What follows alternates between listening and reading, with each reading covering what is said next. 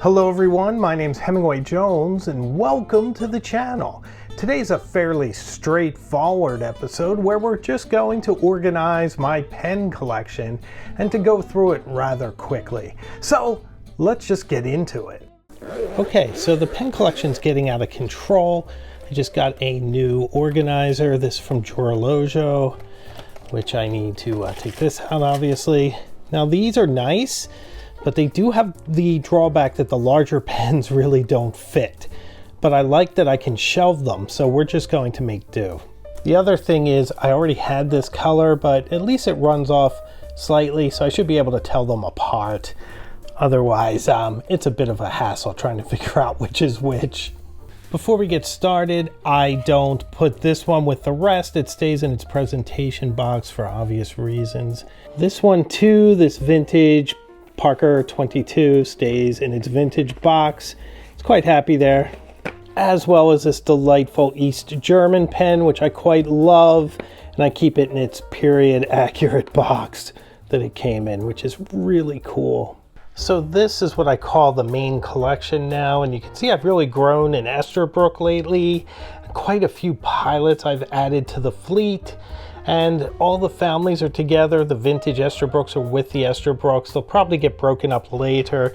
Added a couple of Mont Blanc since the last time we met. And a bunch of other pens, a whole bunch of Kawecos. And some Jinhao is starting to get strong. So we're going to put these away. And I'm not going to talk about each pen. But if there's something you want to learn about specifically, like the Ferris wheel press brush pen we talked about, if you want to learn about something specifically, please let me know in the comments and I will be happy to do an individual review of any one of these amazing pens. So you can pause here if you want, take a look.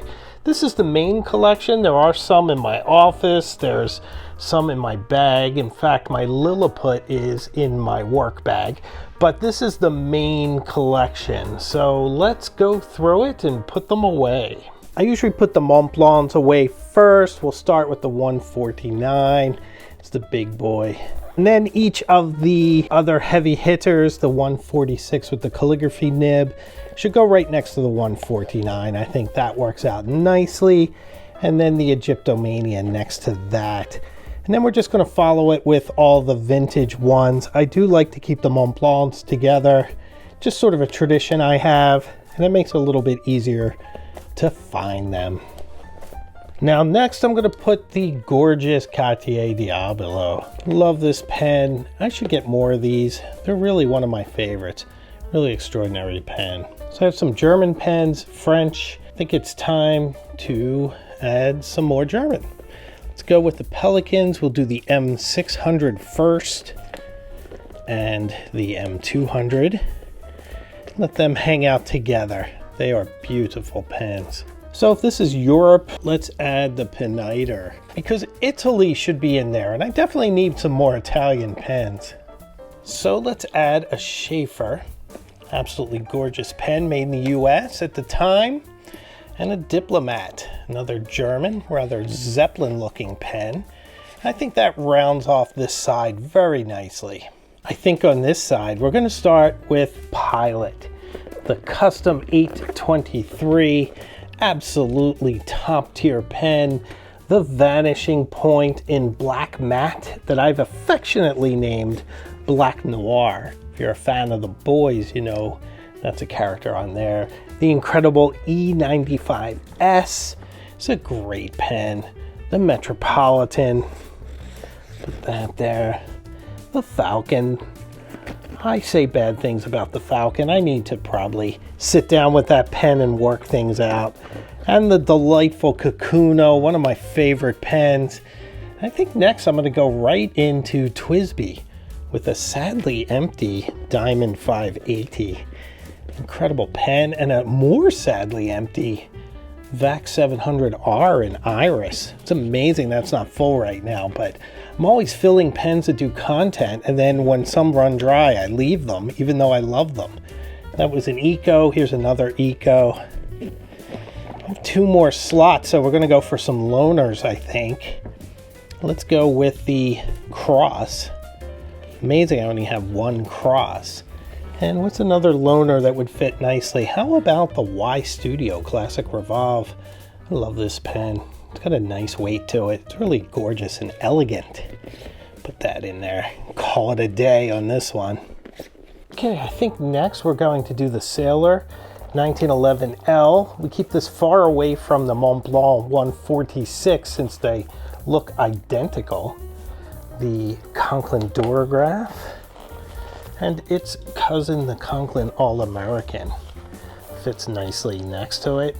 We do some fountain pen revolution with the Ranga Ebonite. The Architect nib, super fun pen. A Himalaya. And another Himalaya. Now I always put the fountain pen revolutions with the Blue Dew pen. When I'm looking for flex nib, it's just nice to have them all together and handy. I think after these we'll go with Waterman. Gorgeous pens from France. That's a Corrine. Here's a Charleston. And two Filiuses. Filiuses were kind of the Twsbis of their day. Just an incredible pen that punched much higher than its weight. And we'll go with the Narwhal Voyage. Chicago Special Edition, only available at Atlas Stationers. It's a pretty great pen, really smooth, super fun. Can't post it though, so be aware of that. So we're not going to put the 52.5 with the rest of the Watermans. It's just too wee to fit into those slots. It has its own pen case that's quite nice. Look at this gorgeous hardened rubber with this incredible texture, makes it really nice and grippy. This is a fantastic pen, guys. Absolutely amazing to write with. Probably the most extraordinary flex nib I know. Okay, let's put some Lamy Safaris in here. One with a cursive nib, one with a calligraphy nib. I definitely have some interesting nibs for my Safaris. Pretty proud of that. They are amazing pens. And maybe some Jinhao next to them. Here's the X159, my somewhat controversial review of that, which was a lot of fun to do. Here is the Door Stopper 159, maybe the heaviest pen in this collection. Doesn't get a lot of use. It's quite beautiful though. Of course, the 450. Whoops, put all those together. It's a really pretty pen. Okay, next we're going to put some Esterbrooks, these two Estes together, Honeycomb and Tortoise. The Tortoise is an amazing stub. And we're going to set this down for a second because this beautiful oversized Nouveau Blue with the flex nib has its own case. So I keep that one separate in this beautiful case. And then this beautiful Camden limited edition Oktoberfest also has its own case. Esterbrook was kind enough to send me these for some promotion over on TikTok. So I'm able to share them with you guys as well. But super gorgeous pens with these incredible cases. By the way, doesn't this pattern here, I know it's Esterbrook, but doesn't it remind you a little bit of Louis Vuitton? It just kind of does to me. Very beautiful though. Amazing, nice leather case. So I think I will put the J's with them. These are vintage Esterbrooks. I really don't write with them much anymore because the modern Esterbrooks are super fun. Let's see who we put next to them.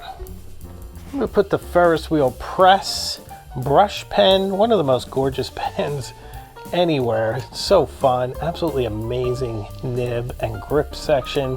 Usually keep it in its sleeve, nice and perfect there. It's so pretty and beautiful. We'll slide this in.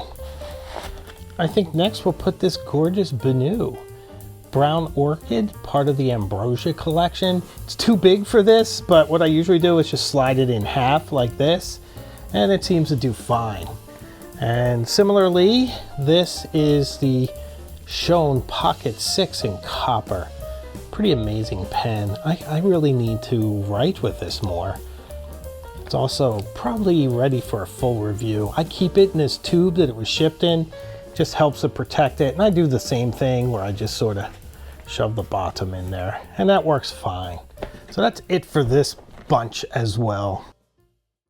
Okay, so now we have some amazing Kaweco's Classic Red, which I'll put in here. This needs a little bit of tape, or it just slides right out, so I put a little bit of duct tape down there. The Supra, which is the Lilliput on steroids, fantastic pen. And our two brass sports. You can see that I write with one much more than the other because of the tarnish. One has a medium nib and the other has the calligraphy nib. And I prefer the calligraphy nib because it's absolutely brilliant. All these sports, I write with these quite a bit. Really love this color, I like the olive too.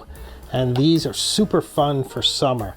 Neat tip about these, I didn't write with these all winter. They sat from September till about June. When I went to write with them, it was no problem at all. So pretty great. This is a Conway Stewart 475. You're going to get a modern Conway Stewart review very soon. I'm really excited about. I love Conway Stewart. I love its heritage. Can't wait to do that. This is a Wall Oxford, another beautiful pen from the 1940s with a nice flexi nib. Parker Vacuumatic, great pen.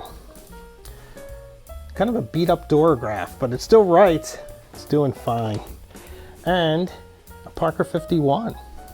I'll go on the other side. And now we have some room to grow. Well, I hope you enjoyed this episode. Please let me know what you think of my collection. Which pens do you think I'm missing? Personally, I think I'm missing a Visconti Homo sapiens. What do you think? Let me know in the comments.